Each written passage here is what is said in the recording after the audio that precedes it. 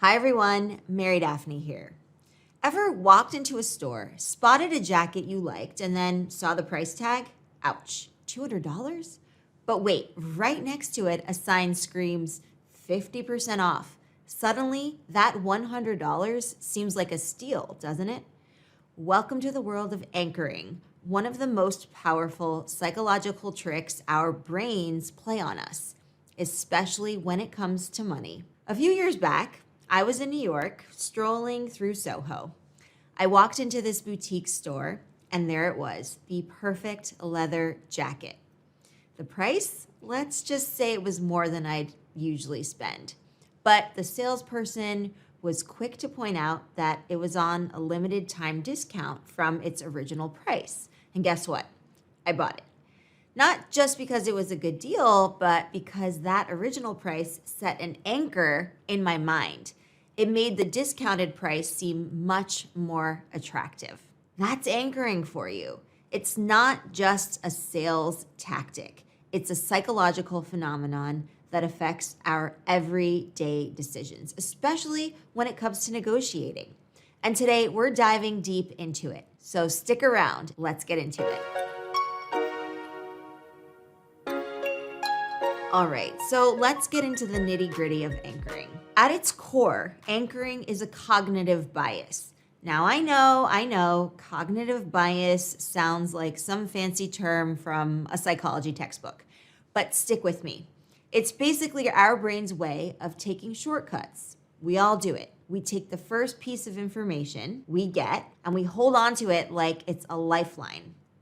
That first piece of information, it sets the stage for everything that follows. It becomes our anchor. Now imagine you're at a coffee shop and you overhear somebody saying that they sold their car for $15,000. Now, when you think about selling your car, that $15,000 figure is stuck in your head. Even if your car is newer, has fewer miles, or is just plain better, that $15,000 is your anchor. So you might think you're immune to it, but trust me, we all fall for it. It's just how our brains are wired. Now, why is this so crucial? Because that anchor, that initial number or piece of information influences everything. It's like when you're trying to guess the number of jelly beans in a jar.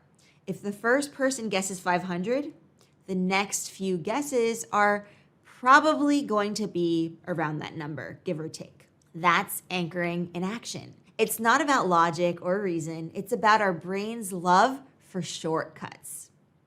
But here's where it gets interesting. Anchoring isn't just something that happens to us. It's a tool, a strategy. In negotiations, the first number that's thrown out there, that's setting the anchor. And if you know how to use it right, it can be a game changer for you. Think about it. If you're selling something and you set a high anchor, you're framing the entire negotiation. You're setting the tone, the expectations, and more often than not, you'll find that the final agreed upon price is closer to your anchor than if you'd started low. Now, on the flip side, if you're the buyer and someone throws out a high anchor, don't be thrown off. Recognize it for what it is, a tactic. And guess what? You can counter with your own anchor. It's like a dance. And when you know the steps, you can lead. So the next time that you're in a negotiation or even just making a decision, be aware of the anchors around you. Recognize them, understand their power, and use them to your advantage. Because at the end of the day, understanding anchoring isn't just about making better decisions, it's about taking control. All right, so let's dive deeper. Let's talk about the importance and impact of anchoring. Why does anchoring matter so much, especially in negotiations?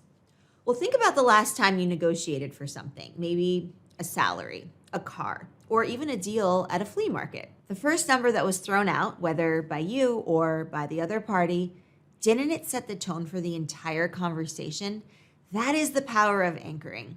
It's not just some abstract psychological concept. It's a real, tangible force that shapes our decisions every single day. Now, I'm not just saying this off the top of my head. There's a ton of research out there that underscores the influence of anchoring in negotiations. Studies have shown that the initial anchor, whether it's high or low, can significantly sway the final outcome. For instance, if you're selling a product and you start with a higher anchor, the final negotiated price tends to be higher than if you'd started with a lower anchor. It's not magic, it's psychology. But here's the kicker. While the anchor plays a massive role, it's not just about the number. It's about the value behind that number. So if you throw out a high anchor without any justification, it's just a number. But if you back it up with value, with reasons, with benefits, that anchor becomes a lot more persuasive. Let me give you a real life example. Imagine that you're selling a course. Instead of just saying, my course costs $500, you could say, this course, which has helped over 1,000 people increase their income by an average of 20% in just 6 months, is priced at $500. See the difference? The second approach sets a value-based anchor. It's not just about the price. It's about the transformation, the results. Now let's flip the script. Say you're on the buying end and someone throws a high anchor at you. Your first reaction might be to balk at the price. But instead of getting stuck on that anchor, challenge it. Ask questions. Understand the value behind that number. And if it doesn't add up, don't be afraid to set your own anchor. Remember, negotiations are a two-way street. Here's a practical example for you. A friend of mine was buying a used car. The seller started with an anchor of $15,000. Instead of immediately countering with a lower price, my friend asked about the car's history, any repairs, the mileage, and so on and so forth. After gathering all that information, he countered with his own anchor, backed by data and research, at $12,000. So they eventually settled at $13,500. That's the power of understanding and leveraging anchoring in negotiations.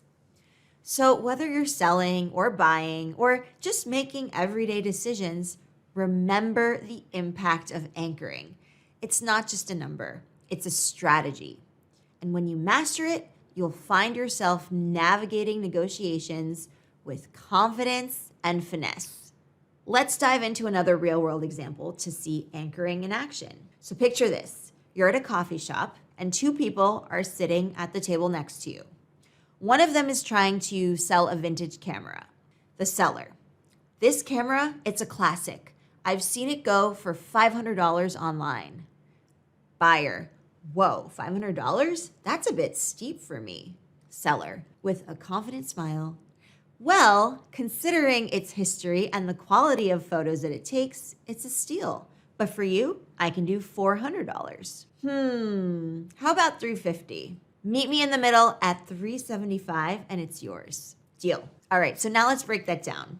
So the seller started with a high anchor of $500, setting the stage for the negotiation, right? Even though the buyer felt it was high, the seller justified the price by highlighting the camera's value and history.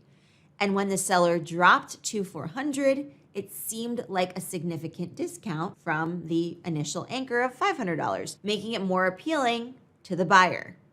The final price, closer to the seller's anchor than the buyer's counteroffer. This is anchoring at its finest. It's not about being manipulative. It's about understanding human psychology and using it to guide the negotiation. The seller didn't just throw out random numbers. They anchored their price with value and justification.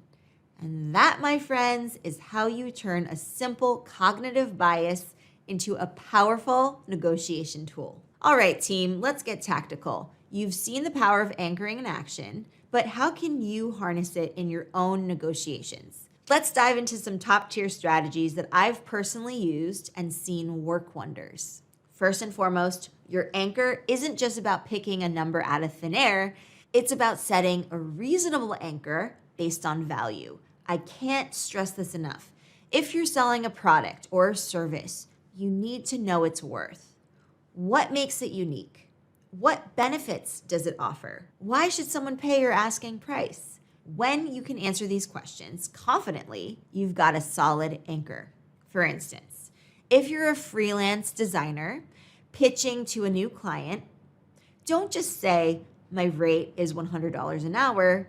Instead, try, given my experience and the quality of work I deliver, my rate is $100 an hour. You see the difference? The second approach is anchored in value. It's not just about the price. It's about the expertise and the results that you bring to the table. But what if you're on the receiving end of an anchor that just feels off? Maybe it's too high or even too low. This is where the art of re-anchoring comes into play. Don't just accept the first number thrown at you. Challenge it. Ask questions. Understand the rationale behind it. And if it doesn't align with your expectations or the value you perceive, set your own anchor. Remember, negotiations are a two-way street. Both parties have the power to influence the outcome. Now, here's a golden nugget for you. Always be prepared to back up your anchor. If you're selling, have data, testimonials, or case studies on hand. If you're buying, arm yourself with market research or comparable prices.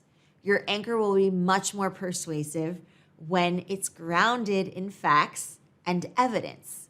And here's the big one. Understand your value.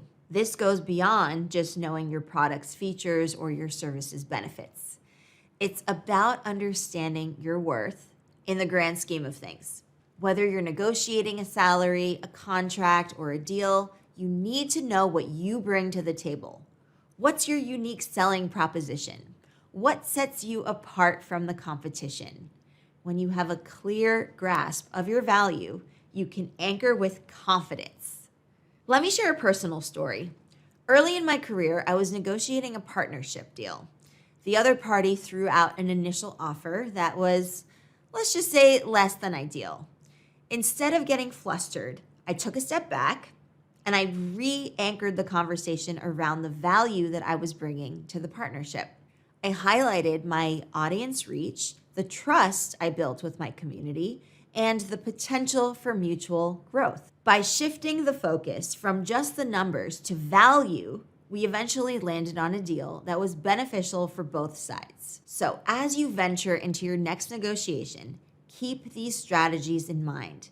Set a value-based anchor, be prepared to re-anchor if needed, and always, always understand your worth.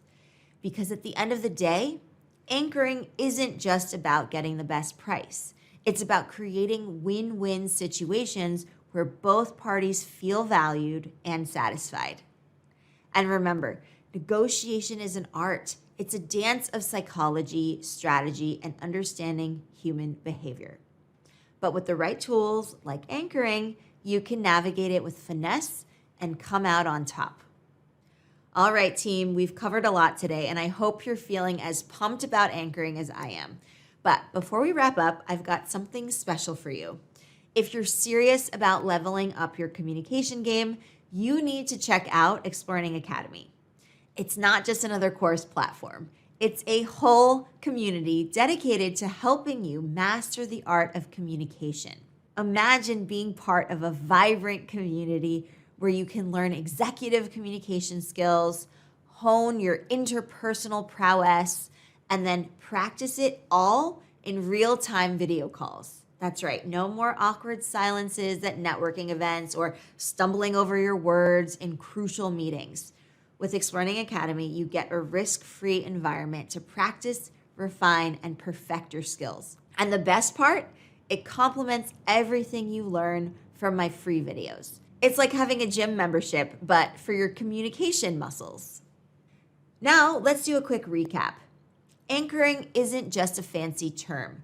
It's a powerful psychological tool that can make or break your negotiations. Set your anchor based on value, be ready to re-anchor if needed, and always understand your worth and your value in the negotiation. As we mentioned, it's not just about getting the best deal. It's about creating value for both parties involved. I want to challenge you. The next time you're in a negotiation, whether it's big or small, try using anchoring. See how it shifts the dynamics and let me know how it goes. I love hearing your success stories, and I bet this will be a game changer for many of you. Before you go on, if you found this video valuable, do me a favor, smash that like button, subscribe to the channel for more actionable insights, and drop a comment below. Let me know your thoughts, your experiences, and any topics that you would like me to cover next. Remember, mastering negotiation and communication isn't just about watching videos or reading books. It's about taking action, practicing, and continuously improving. And with resources like Explearning Academy and this channel, you've got everything you need to succeed. Thanks for tuning in, and I'll see you in the next one. Until then, keep negotiating, keep learning, and of course, keep explearning.